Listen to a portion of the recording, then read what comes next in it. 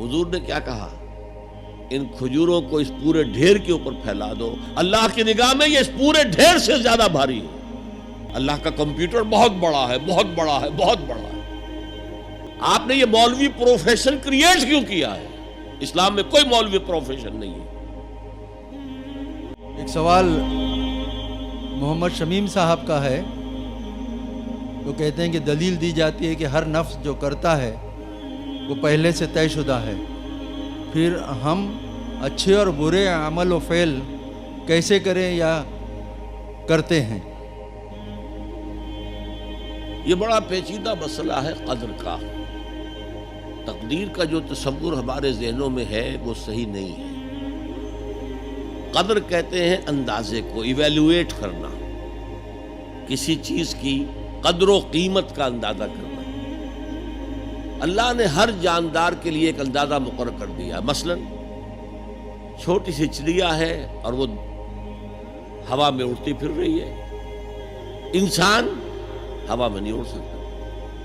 Machine بنا کر ہوائی جہاز میں اڑ جائے، خود تو نہیں اڑ سکتا۔ تو یہ ہر نوع کی ایک تقدیر ہے۔ اسی طریقے سے ہر انسان کی بھی کچھ لیمیٹیشنز ہیں۔ ہر انسان کو دو چیزیں ملتی ہیں جس میں اس کا کوئی دخل نہیں۔ اسے والدین کی طرف سے جینز مل رہے ہیں، اس کے اثرات اس کی شخصیت پر ہوں گے۔ پھر جس ماحول میں اسے پیدا کیا گیا ہے اس ماحول کے اثرات ہوں گے۔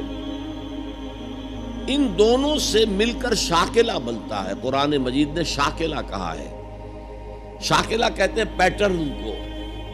آپ نے لوہے سے کوئی چیز ڈھالنی ہے تو پہلے لکڑی کا پاٹرن بناتے ہیں، ہمارے مصری لوگ پاٹرن کہتے ہیں اس کو۔ اسے آپ پیٹرن سمجھیے، تاکہ اس میں آپ نے لوہا پگھلا کر ڈالا تو اسی کے مطابق ڈھل گیا۔ تو ہر انسان کا ایک پیٹرن ہے جو اس کے جینز سے اور اس کے انوائرمنٹ سے بنا ہے، اور ہر انسان کا محاسبہ اسی اعتبار سے ہوگا۔ اگر کسی کے شاکلہ میں 100% نیکی کا اللہ تعالی نے صلاحیت رکھی تھی اور اس نے 40% کی ہے، وہ مارا گیا۔ جس کے اندر رکھی ہی 50% دی، اس نے 40% کر لیا، کامیاب ہو جائے گا۔ لا یکلف اللہ نفسا الا وسعها۔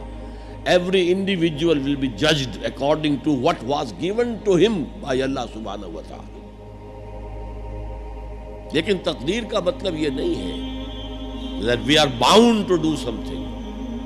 No, there is no predestination. It's only pre-knowledge. اللہ نے مجھے اختیار دیا، چاہے یہ کرو چاہے وہ کرو، اما شاکرا و اما کفورا، فمن شاء فلیؤمن ومن شاء فلیکفر۔ جو چاہے ایمان لائے، جو چاہے کفر کا اختیار کر لے۔ لیکن اللہ کو معلوم ہے کہ تم کیا کرو گے۔ یہ پری نالج ہے اللہ کا، پری ڈیسٹینیشن نہیں ہے۔ اللہ نے مجبور نہیں کیا ہے۔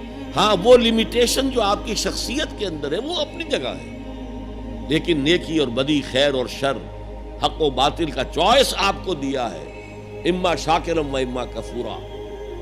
اور فمن شاء فلیؤمن ومن شاء فلیکفر۔ This free will is with you and you will be adjudged on the basis of this free will۔ البتہ کتنی نیکی تم کر سکتے تھے اتنی کر لی، کامیاب، چاہے وہ مقدار میں کم ہو۔ اب جب غزوہ تبوک کے موقع پر حضور نے مسلمانوں سے کہا یہ جیش العسرہ ہے، ساز و سامان چاہیے، اب لاؤ پیسے پیش کرو، حضرت ابوبکر نے اپنا سارا اثاثہ لا کر رکھ دیا۔ پوچھا اپنے بال بچوں کے لیے کچھ چھوڑ کر آئے ہو؟ کہ کچھ نہیں چھوڑا۔ صدیق کے لیے ہے خدا کا رسول، بس اللہ کا نام چھوڑ کر آیا ہوں۔ اب حضرت عثمان نے بہت دولت دی اس وقت۔ ایک غریب انصاری، اس نے ساری رات ایک یہودی کے باغ میں وہ کنویں سے پانی کھینچ کر باغ کو سیراب کیا۔ صبح کو اسے کچھ کھجوریں مل گئی اجرت کے طور پر۔ اس نے آدھی لا کر اپنے بال بچوں کو دے دی، گھر کا نفقہ، نان نفقہ شام تک کے لیے، آدھی حضور کے سامنے لا کر رکھ دی۔ جو منافقین موجود تھے انہوں نے تمسخر اڑایا ہاں جی ہاں، بغیر ان کھجوروں کے تو یہ لشکر جا ہی نہیں سکتا. یہ تو بہت. حضور نے کیا کہا؟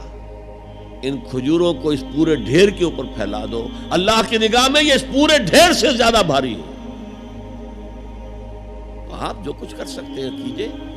اللہ تعالیٰ کی لاٹھی اندھے کی لاٹھی نہیں ہے جو برابر چلے سب پر، بلکہ ایوری انڈیویجول اس کے علیحدہ علیحدہ حساب ہوگا.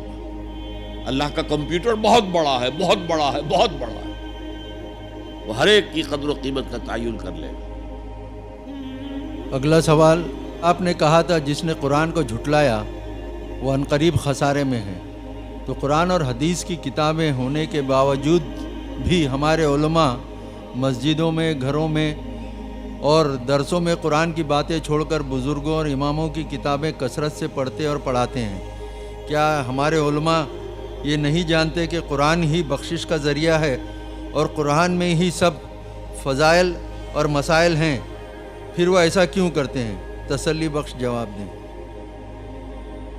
میرے پاس یہ اختیار تو نہیں ہے کہ آپ کی لازماً تسلی کرا دوں.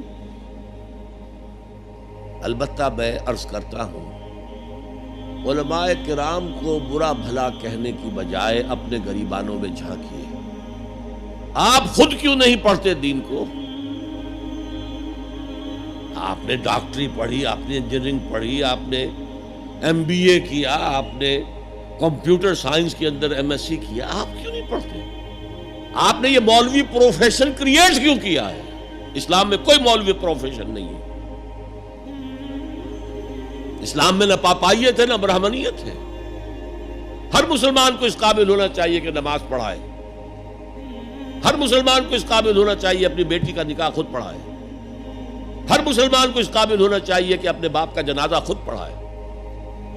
جو دعا اس کے دل کی گہرائی سے نکلے گی وہ کسی عالم دین کے دل سے نکل سکتی ہے. تو اصل میں ہم نے اختیار کیا دنیاوی تعلیم، جس میں پیسہ ہے، جس میں عزت ہے، جس میں گلیمر ہے، جس میں اونچے کیریئر ہیں، اور ہم نے باقی کام چھوڑ دیا ہے علماء کے تو پھر ان پر تنقید کرتے ہیں.